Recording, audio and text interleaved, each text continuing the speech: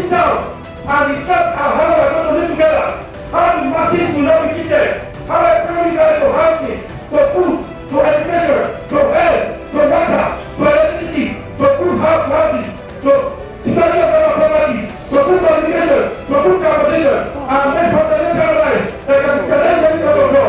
This country is never going to be. June 1st, 2024, in my account, marks the beginning of a conscious era for Nigerians with the advent of a first-of-its-kind award, the Courageous Citizens Award, powered by Nigerian-American Coalition for Justice and Democracy, NSCJD. The overriding objective of the Courageous Citizens Award is to inspire and embolden Nigerians to speak up and rise up to the challenge of misgovernance and its attendant consequences by honoring ordinary Nigerians who have demonstrated courage, especially in the cause of defending the tenets of democracy and good governance. Hence the theme of the maiden edition, Acts and Voices of Valor, celebrating uncommon heroes of democracy and good governance.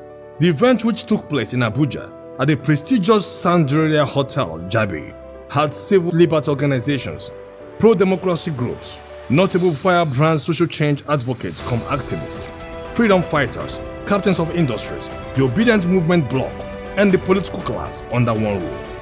It was indeed an epoch-making and watershed event, being the first time ordinary Nigerians who have demonstrated uncommon courage in demand for good governance, respect for democracy, human rights, and rule of law have been recognized. The Courageous Citizens Award was in different categories, and it is designed to be an annual event according to the convener, coordinator of Nigerian-American Coalition for Justice and Democracy, the indefatigable Professor Edward Oparoji. Enjoy the highlights. Thank God we are alive, doing our best for the country.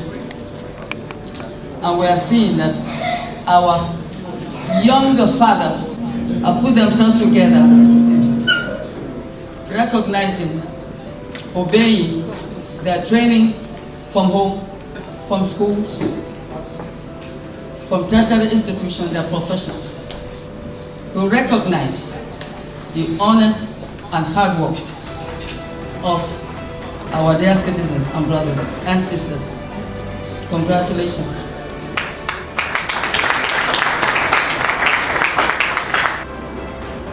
And somebody said, well, that would be absurd. I said, of course, it would be absurd. What they did on February 25th last year was very absurd. So you cannot put anything past the system. He said, why can't we do our own thing and honor the likes of Nina Oti, Jennifer Afidi, Bayo Debanjo, and a few others that came up with the initiative. And that particular idea was widely supported in the forum, and before we knew it, we started to organize for this particular project. I present this award to the representative of His Excellency. Thank you. I don't see your friend. I bring you greetings from His Excellency Peter, the man that has become the singular most important source of hope in Nigeria. Yeah, this is Jennifer Afidi.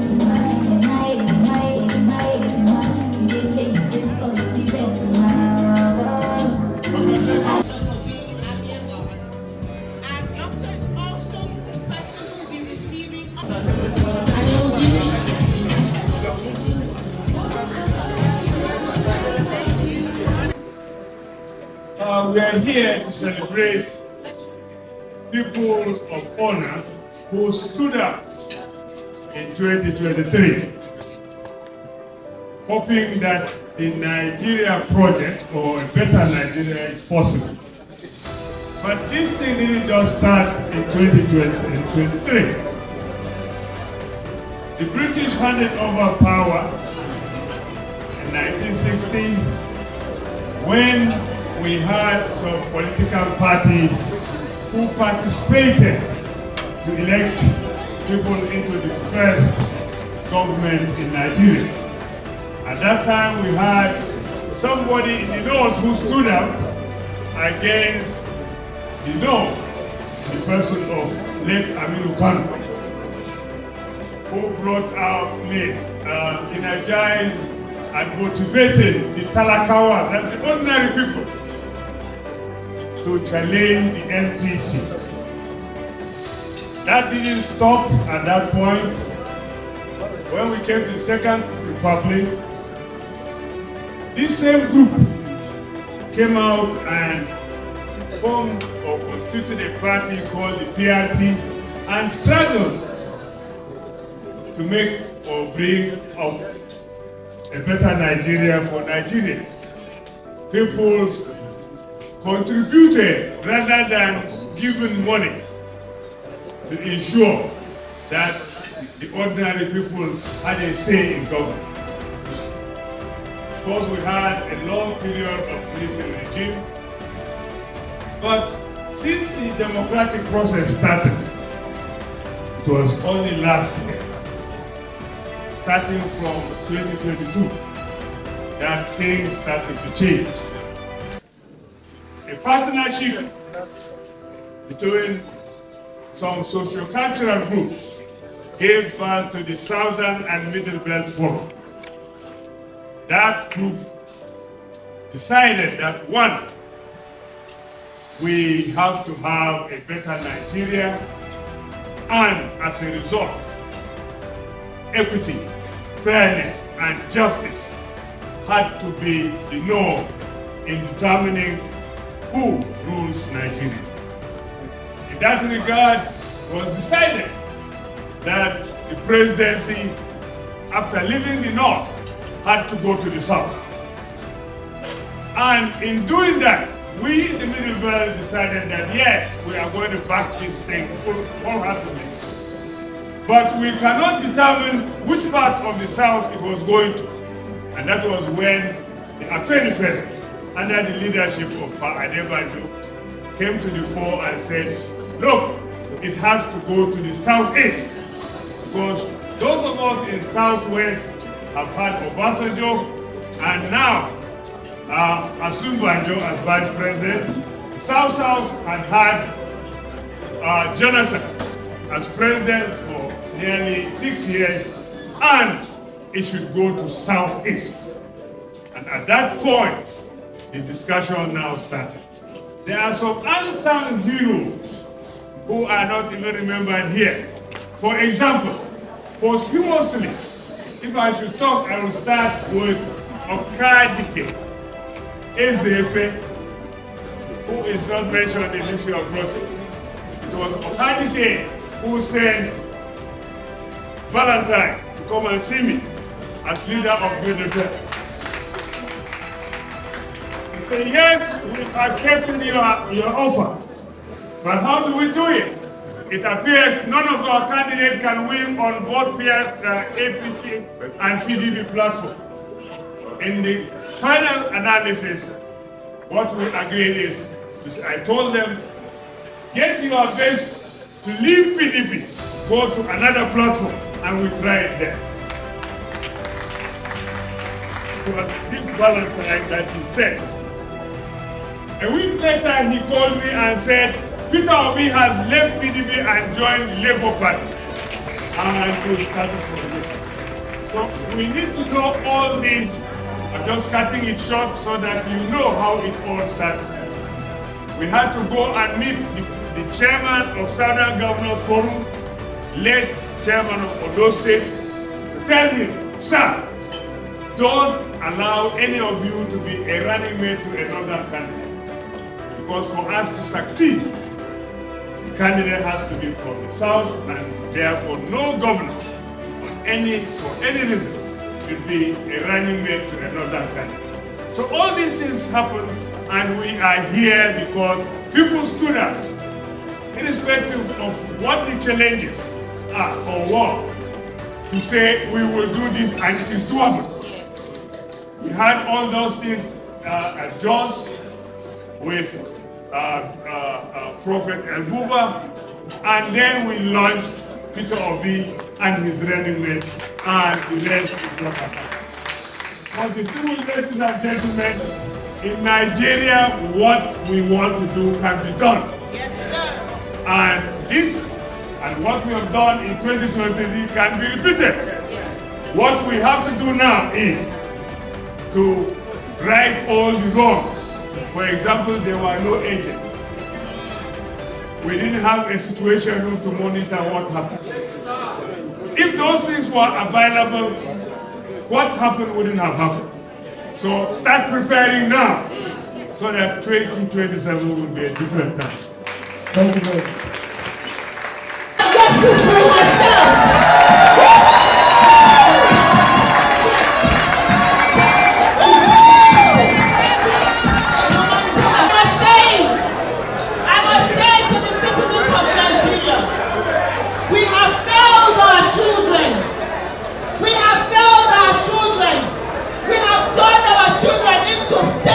Human beings.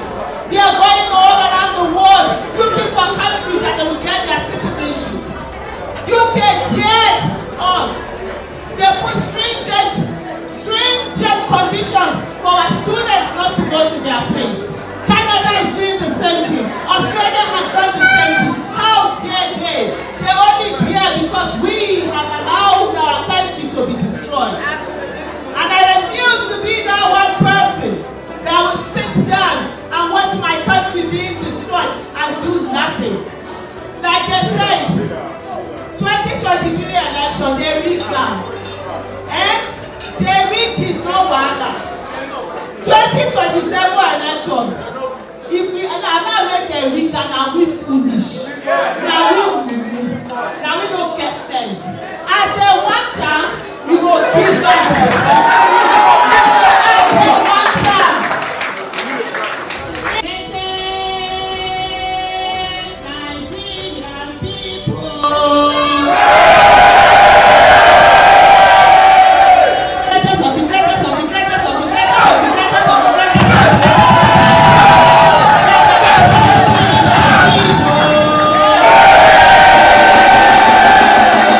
The chairman of the occasion and the former presidential candidate for the 2011 general election, Dr. Sarah Jibril, saluted all those who stood for the entrenchment of democracy in the country to an extent of paying their supreme price. Dr. Sarah Jibril said the occasion was aimed at encouraging the younger generation to remain committed for good governance in the country. She said this can only be achieved if ethics and values are inculcated in the subconsciousness of the younger population.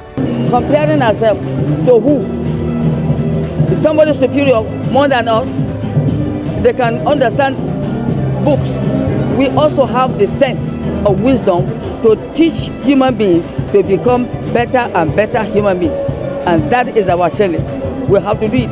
We are a leader not only in Africa, but even in the world. The coordinator, Nigerian-American Coalition for Justice and Democracy, Professor Eddie Paraoji, encouraged Nigerians not to relent, but to work hard for the principles of democracy to be upheld. Professor Paraoji tasked the younger generation to see the occasion as an act of encouragement and do more for justice and good governance to reign. What we are here doing today is to tell all our citizens that you guys have done very, very well, and we must all stay the course to repair this foundation, because that's the only way we can rebuild this nation. And I think what we're here today is to encourage them, motivate them, and use them as an inspiration for all of us.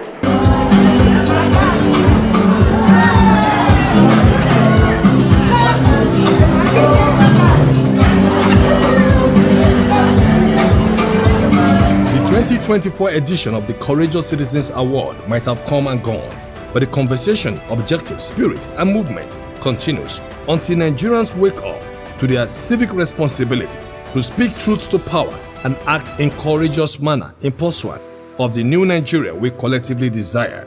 A new Nigeria devoid of bigotry, tribalism, incompetent and corrupt politicians, where the rule of law and tenets come principles of democracy prevail. God bless all those who lost or risked their lives in the cause of good governance and a better Nigeria. God bless Nigeria. Aluta continua. As the Courageous Citizens Award is here to stay.